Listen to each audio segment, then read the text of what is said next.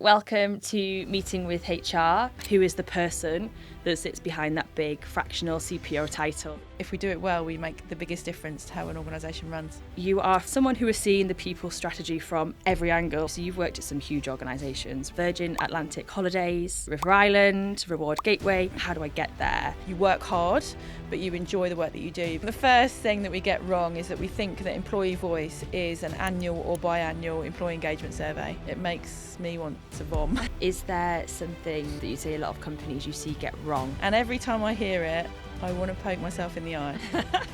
and you can pick up on things very, very quickly. So those red flags you can spot quite fast. One thing that every people leader should stop doing. Oh, I like that. Yeah. I really like that. Employees in the business are sitting there thinking, well, I filled in that survey 3 months ago and nothing's happened. What does a fractional CPO actually do? What does that look like? You have to balance between what's right to have in-house and what you outsource. And that, to me, is a good sign of strong leadership. That's the biggest issue. Wow, you've got such a wealth of experience. Hello and welcome to Meeting with HR, the podcast where I'll be sitting down with some of the world's best people leaders and talking all about people and culture at work. My name's Elly, I'm your host and I'm co-founder of EDA, where we are eradicating boring surveys for good through our gamified survey platform. So each month I'll be getting to the human stuff and giving you some insights and the inside secrets on what's happening in some of the world's best people teams. So we're in for another great episode, and today I am joined by Nebel. Nebel, welcome to the podcast. Thank you for having me. Today we're going to be talking about culture as an investment and not a perk. Now, you are a fractional chief people officer. You're a board advisor, an investor, and someone who has seen the people strategy from every angle across the last few years. So you've worked at Virgin Atlantic Holidays, you've worked at River Island, Reward Gateway, and you're now working across multiple businesses all at once. You're in a very unique position. So you walk into an organisation, you'll quickly assess the people team, what's happening with all the people and the human beings on the ground. And then you'll help the leaders to decide where to invest their time and their money in terms of their people strategy. Is that right? Yeah, pretty much, yeah. Wonderful. Well, welcome. It's a pleasure to have you. Before we go into that kind of people space and what you do at work, I like to start the podcast with finding out who is the person that sits behind that big fractional CPO title that's all very important. So what does life look like for you outside of the workplace? Yeah, life for me outside of the workplace. So I live just outside Brighton, so on the south coast, which is a lovely part of the world. Mm-hmm. So I try to make sure I balance my time between work and the time I spend with my friends and family. Mm-hmm. That's really important for me. I've recently taken up Pilates, reformer, of course. Everyone's into their reformer at the moment. So that's a new kind of life commitment to try and get a bit healthier. Okay. Always been into yoga, but added Pilates to that. I love to read. So if I've not got my nose in a book that's related to business or HR or leadership, mm-hmm. I'll be reading some kind of either trashy novel, okay. or I did try in an attempt to read better novels, join a book club, which encourages me to read things that I probably wouldn't usually pick up. I'm a bit of a foodie, love to cook. Like a little drop of vino to go with it as well. So yeah, just trying to get that nice balance between enjoying life but enjoying the work that I do as well. Nice. Okay. Are you reading anything good at the minute? So David Liddell's book came out recently, so I went along to his book launch. That's the latest book I've kind of turned the pages on in terms of a HR business leadership book, which is great. So plug to David. And actually my book club is due next week, so I'm waiting for my next new book. Okay. Yeah. Me and some of my friends tried to start a book club last year, and it kind of lasted for like 2 or 3 months, and then the book would come and everyone was like, where are you up to? And everyone was like, I'm not even starting it yet, and it was very tricky to keep up. So I think we managed maybe 3 books, and then it kind of fell off a cliff a little bit. Yeah, I mean, I'm making it sound it's not highbrow, it's a pretty lowbrow book club, so we enjoy ourselves. We normally have a gin and tonic and then attempt to do our best to get through a book in a month. Lovely, a little wine club. And then in terms of working in people, so when you started your career, was there anything in particular that drew you into working in people straight away? I think with most people that work in people or in HR, it's not something you necessarily set out to do, so you find your way into it. So actually my path into broader HR and people and culture started in learning and development. Okay. And that's because way back when I actually had a role that was more of a training role, so products training. I worked in the travel industry early in my career, had an absolute ball, travelling all around the world and training travel agents on the different destinations and the products, and doing that either in workshops and formal settings or actually taking them abroad on trips, which was an amazing job. But that then evolved into me understanding there was more to this than just training people stuff. It was really this kind of concept of learning and development, what's L&D, and that then took me into my path of being part of a broader, wider HR function. And because of my kind of curious nature, learning different elements and different disciplines of HR, and then eventually somehow being in a CPO position, which I never expected to do. Okay, so it kind of grew organically from that travel experience and then L&D and then organically into kind of a HR position. Yeah. Okay, and can you kind of talk me through, so you've worked at some huge organisations, right, that for many people who are starting off in their career in HR might find that leap to or they can't really see that journey from how do I get to, I want to be a CPO at some point, how do I get there? Can you kind of talk me through your journey, where you started, then what took you to the next step and the next step? Yeah, for sure. So really my starting point in L&D was when I joined Virgin. Yeah. And I absolutely loved my role there. It was a brilliant organisation to truly understand what a great culture looks like within a business, and a people-first culture. And that ripples through all of the different Virgin brands. It's a fantastic organisation to be part of. You work hard, but you enjoy the work that you do because you care deeply about making a difference to the customers at the end of whatever service it is you're providing. And so even in the time that I was there, my role evolved quite dramatically through my own growth, I suppose. In 7 years, you don't do the same job. And if you're someone that wants to continue to grow and do new things, that's kind of, it does tend to happen. So while I was there, I was also really fortunate that I had a HRD at the time that was encouraging of us to all get involved in other areas, rather than everybody being, stay in your lane. Your L&D, just stay there. Your employee relations, just stay there. Your HRBPs, just stay there. She actually encouraged us to spend time cross-functionally, and we worked really collaboratively across the team. So I did get involved in things that, traditionally speaking, you wouldn't expect someone at L&D to get involved in. So when we were doing complex restructures, or we were acquiring businesses, so while I was there, we acquired 5 other smaller travel companies and all the complexities that goes with that. The growth of our retail network, and then the learnings from the high growth, and so sometimes having to decommission stores, and the complexities from the people point of view. So I got involved in lots of different, more what you would maybe term traditional HRBP, ER type work, which gave me exposure and experience that I wouldn't necessarily get to do if I stayed solely in L&D, or if I'd had a HR leader that didn't encourage that cross-functionally. So she was really fantastic, and that's Terry. She's continued to be a really fantastic inspiration and role model. But then you get to a certain point when you kind of go, well, what's next? Where do I progress to? And a role came up at River Island, and that role was completely new to the business. So it was heading up talent overall. And I thought, well, I'll give it a shot. I'm going to put myself forward, went through the interview process. And what was interesting about joining River Island at that point in time was that, again, I was fortunate to work with a really fantastic HRD, Karen, who was really pushing the boundaries of more progressive ways of working in people teams. And so even her creating this new role was something quite bold for the business. And so for me to walk into that, I had a blank piece of paper. Yeah. So I spent 5 years there, and I created my role, essentially, which was a real privilege in a wonderful organisation. And I still love to shop in our River Island stores, and I love the product. So I went from head of talent, but then evolved and created my own role of head of people experience. Okay. So what that meant was we created a whole area of the HR team that didn't exist before. Okay. So really bringing to life, internal comms, people engagement, putting the talent teams together, so the kind of learning and performance team as well as talent attraction, just thinking about things from that whole employee life cycle and creating all the different resources that go alongside that. So that was wonderful. Almost 5 years there, had a great time. Yeah. Same thing happened. You get to a certain point, we kind of go, okay, what's next? Yeah. And my next role was a real difference in direction in terms of type of organisation. So I went to work for a company called Roche, which is a pharmaceutical company. Yeah. So you go from quite what you would look at externally, entrepreneurial, creative, fast-paced, young at heart type businesses, and then I'm going to go and work in big pharma.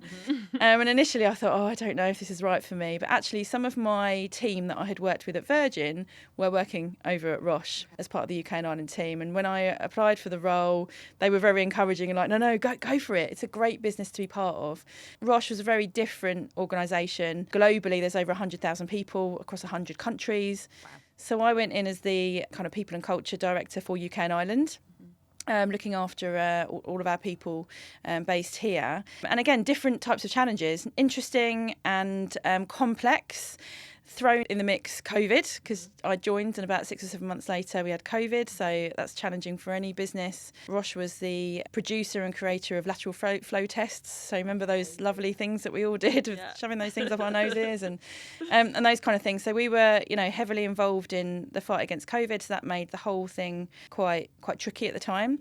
But whilst that was going on, we still pushed the business forward quite dramatically. It was a very ambitious business, still is, and they had a real goal to become more agile in their way of working. And so I'd had a sort of thread through the previous organisations that I'd been in that agile was something that I felt really passionately about. So to join a business like Roche, the size that it was, I think it was quite a bold and courageous thing to want to work in quite a different way. Yeah.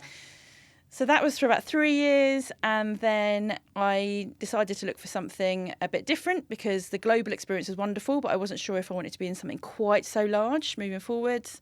And for the last 3 years, I've been with Reward Gateway. And Reward Gateway is a global employee benefits and engagement organisation.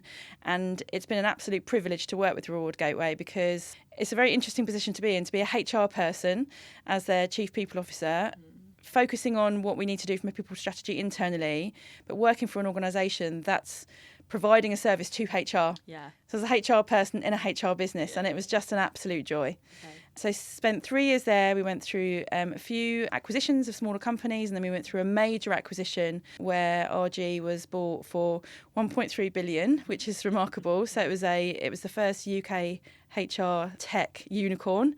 So being part of that process was huge. Yeah. And then it was time for me to say, well, I want to do something different. And so it was the catalyst for me to say, well, actually, I'm going to step out of working for one organisation. I'm going to take all the learning and the experience that I've had in all the businesses that I've worked in over the years and move into this fractional space. Yeah. So I get the privilege of working with multiple businesses simultaneously, not in the same way as a consultant. For me, a consultant's more of I go in, I deliver a project, I come back out. And so, I'm kind of in my first sort of 6 months of doing that, and I'm really, really enjoying it. Yeah, nice. Wow, you've got such a wealth of experience. And I think that it does sound like it's happened supernaturally for you to go from one step and one business to the next, and you take that experience and then you add some, and then you learn, and then you're upper level, and then suddenly you're at these global massive organisations in different roles. Are there moments that you've had throughout that, and I imagine there has been many, but throughout your career where you've kind of thought, I'm not sure what I'm doing here, I'm just going to have to wing it?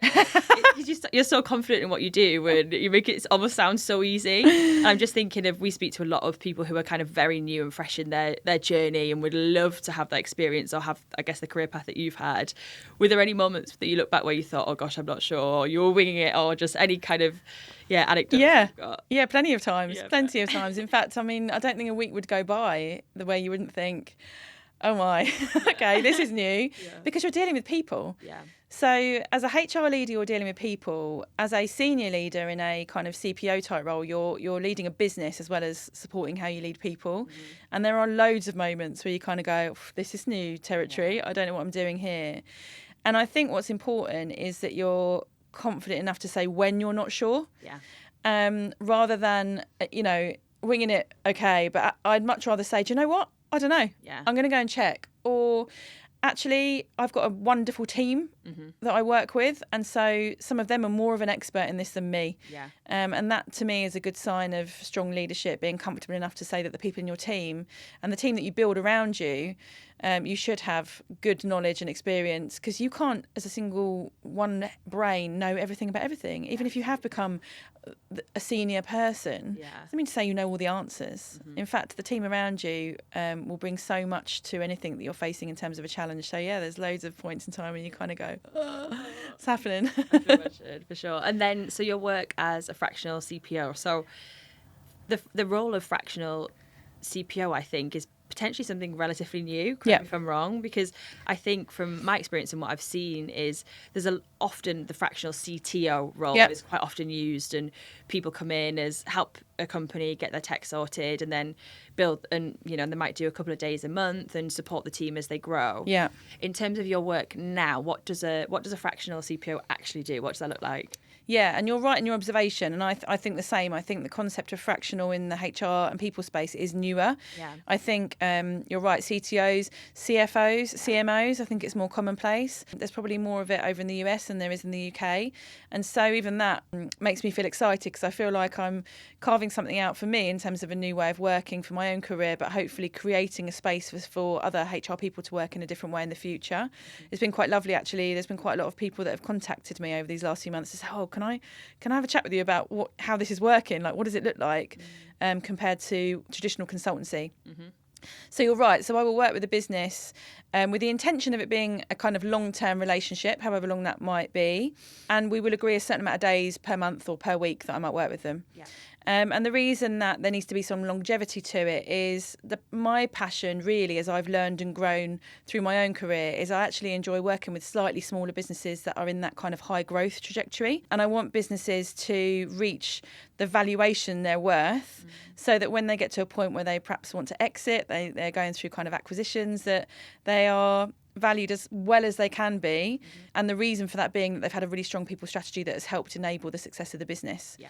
And so to do that, you've usually got a few years of work with perhaps a CEO or a founder CEO to help them build and grow their organisation. Yeah.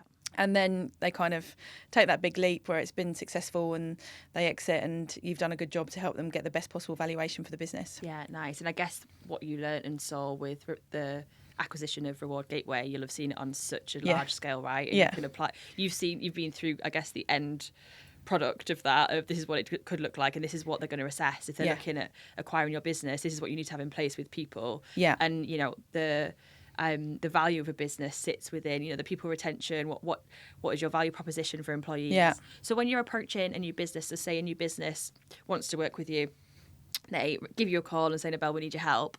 What's the first thing you do? So say you're working with them for a year. What's the first thing you do to kind of assess their business? Yeah, I think the most important thing to understand, first of all, is what is their strategy? Yeah. And when they're smaller or in that high growth phase, the chances are they've got some semblance of a reasonable organisational strategy, but they're very unlikely to have a really robust people strategy that is the enabler of the organisational strategy, because they've either not needed to, or they've not realised they needed to, or they haven't got experience in doing that. So I think it's quite commonplace that when businesses start small and grow, HR is overlooked. So what can often happen is you might outsource your operational HR because it's not deemed to be a business imperative when you're kind of maybe a small business.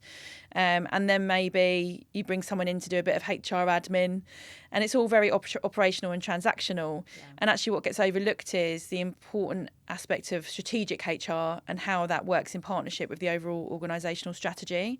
So that's what I want to understand to begin with. I want to see where they're at in terms of strategic focus, what direction they're going, and understand their financials. Yeah. So I think this is another thing we kind of can lose credibility with in HR, is we don't look upon ourselves as business contributors, and we don't understand the commercials of the business and the financials of the business to know how our influence and impact results in either greater business performance or, generating revenue or cash saving. Mm-hmm. Yeah, absolutely. Do you think the relationship between the chief people officer and the chief financial officer is getting closer now? Yeah. Yeah. I knew you were going to go to CFO next. It's funny. I was at an event.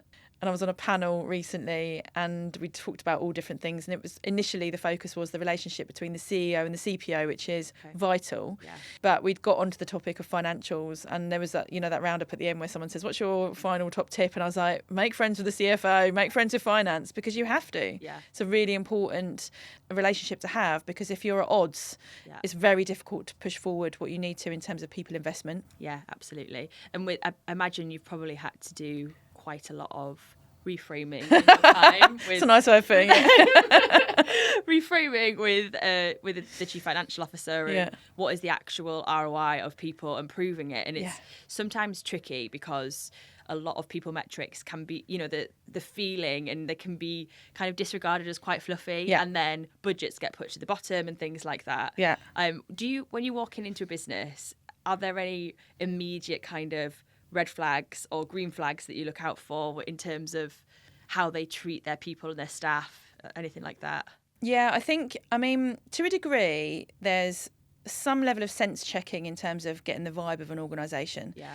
So I think it's really important to spend time when you're first part of a business in person around other people, because I think you can pick up on an awful lot. I really enjoy kind of open plan environments and not being locked away in offices, that kind of thing. And it's quite interesting when you have that sort of space. Sometimes you just plonk yourself down at a desk and get on at work, and people almost forget you're there and you hear what's going on. So you just get that general vibe, and you can pick up on things very, very quickly. So those red flags you can spot quite fast, and you can spot the green flags. You can see quite quickly if people are generally feeling in a good positive way. I think the other red flags are when you see people very much at odds with priorities and working in isolation and working in silos. Yeah. So to me, if I spot that early on, then that's a huge indicator that actually there's no way the business will be able to achieve what it wants to achieve, because unless everybody's on the same path and realising what they're contributing to, it's going to be really, really challenging. Yeah, absolutely. We see it a lot when we think there's a sweet spot of a business. We talk a lot about building businesses, and when you start up as a startup, and there's 10 of you in the business, and it's all that kind of scrappy phase, and everybody's in the kind of the trenches. Yeah. When a business grows, we see the numbers and the tipping point at around 30. Yeah. When people are joining the business, so the founder or the CEO has people joining the business where they perhaps don't know the name anymore. Yeah. Thinking, who's that? That's in the team meeting. And this is when we call it the engagement gap, or the disengagement gap starts to grow, of people at the top that they don't have the time anymore, potentially the capacity, they're busy doing other things, flying around here, there and everywhere, but they don't have the time potentially to put in and get to know every single member of staff as they used to. Yeah. They'd like to, and they'd like to keep that kind of the feel, or I guess the family feel that people may say, but they don't potentially have time. Yeah. And that's when the gap can increase really quickly of, this is what it feels like to work here, and actually new people joining on the ground say, it's not actually, because these kind of micro cultures start to form within different leadership teams, different locations, or we've now obviously got hybrid working and people working from home. Yeah. And actually it's become a lot more tricky to hold on to and grasp and answer the question of, what does it feel like to work here?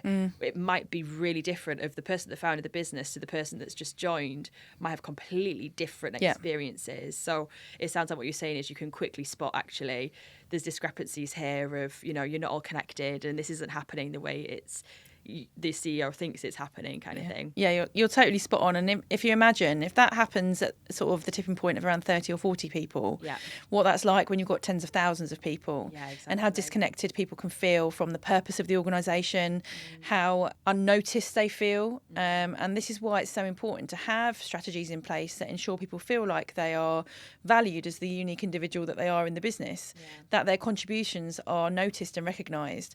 These aren't things that are just nice and fluffy. They are actually strategic imperatives that make a difference to how the business performs. And that's that conversation you need to have with your finance team and your CFO, for them to understand that when you're investing in these types of initiatives, the downstream positive in terms of increased productivity and performance will hit the bottom line of the business. But you need to speak their language. Just saying to them, well, we've reduced our labour turnover. So what?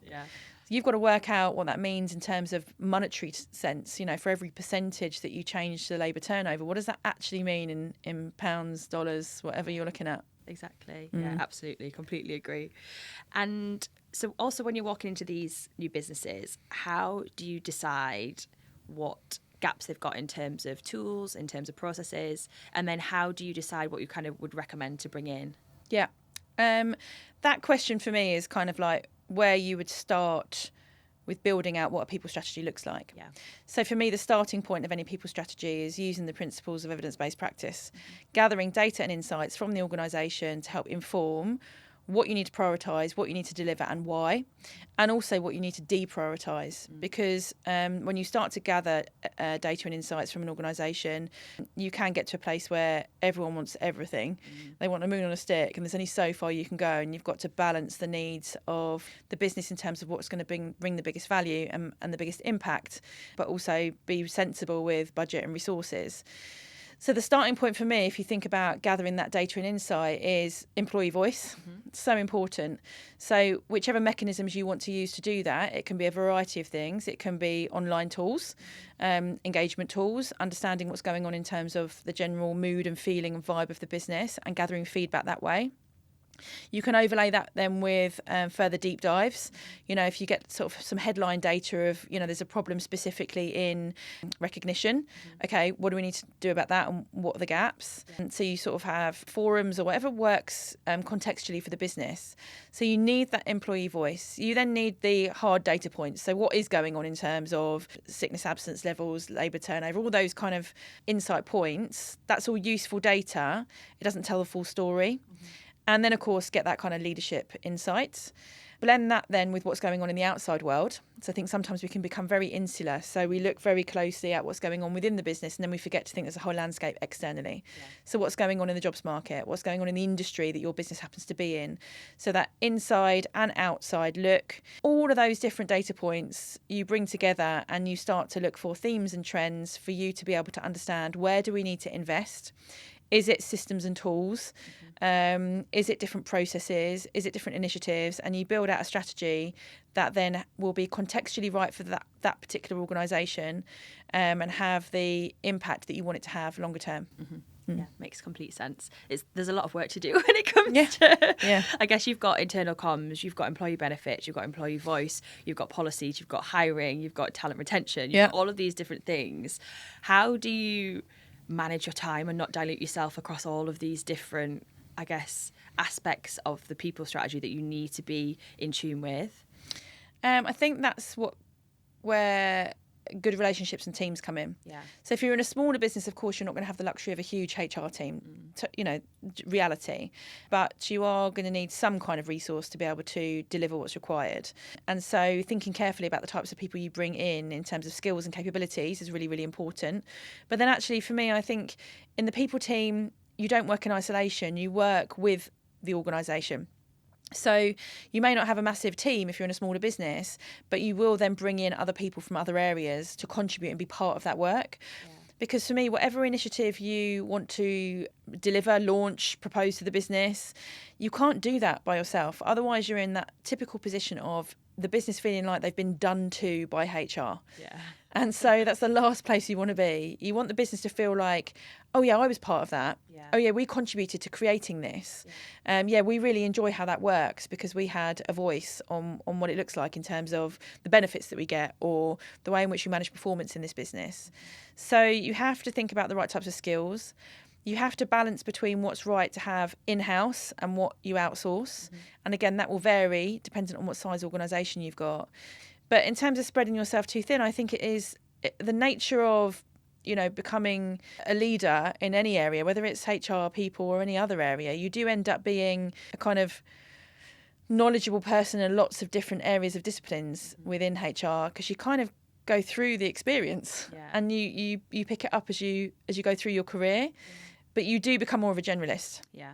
I think that's the interesting thing that people will need to make decisions on. And I've mentored lots of people over the years where they're not always completely decided on whether they want to be a specialist in a specific area or of expertise or discipline. And yet they want to progress and be in a more senior leadership role. And that's great. And my challenge to them is usually, well, that's fine. But then you become more of a generalist. Yeah. Oh, but I don't want to be a generalist. It's like, well... It kind of just comes with the territory. It's how it evolves. Yeah, that makes sense. Yeah. Completely. And with, you mentioned culture and engagement before around employee voice and what that looks like.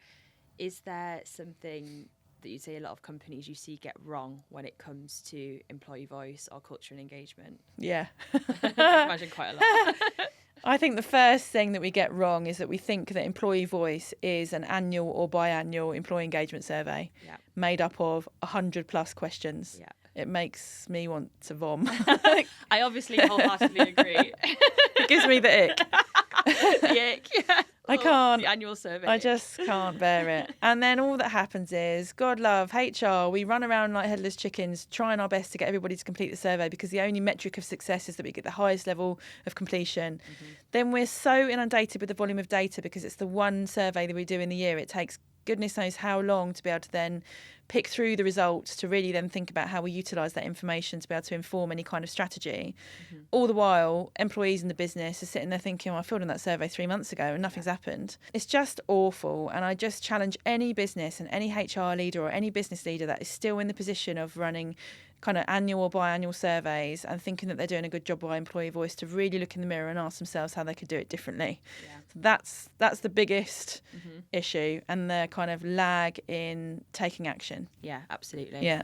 And with the culture and engagement as well as a topic, in terms of budgets that you're seeing, why do you think it is that, and often we see it, I think there is a change coming, hopefully, but why is it that it often sits so far down in the pecking order of, the budgets of a business? Yeah, it's a good question, and it's another one where I just use the term, but we need to hold up the mirror. Yeah. So I will use a phrase now, but it's one I don't like to use, but it's to make a point, which is that I think at every single HR event I've been to over the last year to 2 years, I've heard someone say, we deserve a seat at the table. And every time I hear it, I want to poke myself in the eye. Honestly, this is me being really honest now. Because I can't bear it. Because my challenge is, if you don't have a seat at the table, whose problem is that? It's ours. Yeah. It's our own, because we're not demonstrating the commercial credibility that we need to in the business to be able to get the budget and resources that we need. Yeah. And so we need to start showing up in a slightly different way and demonstrating to businesses where we add value and why the investment needs to be made. And we can only do that if we understand the commercials of the business and we understand how to take what I would deem are kind of low-level data points, like the sickness, absence, like the labour turnover, like time to hire, those kind of metric points, and how you then translate them and create the narrative and story that then says, and what this means is X in terms of revenues. Yeah. You have to get those numbers together to be able to then be able to sit in a room at the board level and come across in a way that you deserve to be there. Yeah, absolutely. So that's my kind of gripe into our own profession at the moment. No, it makes sense. And, rather than sitting moaning, I guess, saying we don't have a seat at the table, earning that seat and saying this is what it means. Yeah. I wonder if there's a blended role now of that, the chief people officer and the chief financial officer together, and this is what it means, and that voice and becoming kind of one team. It definitely seems that way, I think. Yeah, there has to be a really good relationship between the two. I mean, there has been times in the past where HR directors have reported into CFOs. I don't think that's the right thing to do either, because it devalues the importance of HR, but the relationship and the collaboration between those two parts of the business, paramount. Yeah, absolutely. Yeah. And what about for businesses that are going through a lot of change? I imagine with the fractional work that you do, you're experiencing that, whether it's restructures, whether it's hyper growth, whatever that kind of looks like, a redundancy process, whether it's merging, all that kind of stuff. What's the best way for an organisation to keep culture alive during periods of change, be it, positive or negative? Yeah. I think communication. Yeah. That's what it is. I think that's the key to it, because what happens is, especially if it's a change that doesn't feel so comfortable or is a not so nice change, if you only give people part of the story, we're humans, we make up the rest ourselves. And then what you get is a whole heap of almost like conspiracy theories and people being creative and coming up with what they think the narrative is. Yeah. And so you've got to work really hard when you're going through change in terms of how you communicate with people. And it should be the same even if it's a positive change. Even positive change can make people feel unnerved. If you're going through an investment round or you're looking for new acquisitions, those kind of things, that's really exciting for a business. But it's change and it's very different, and that can make people feel a bit nervous. Yeah. So the way you approach communication, being as open, honest and transparent as you possibly can be.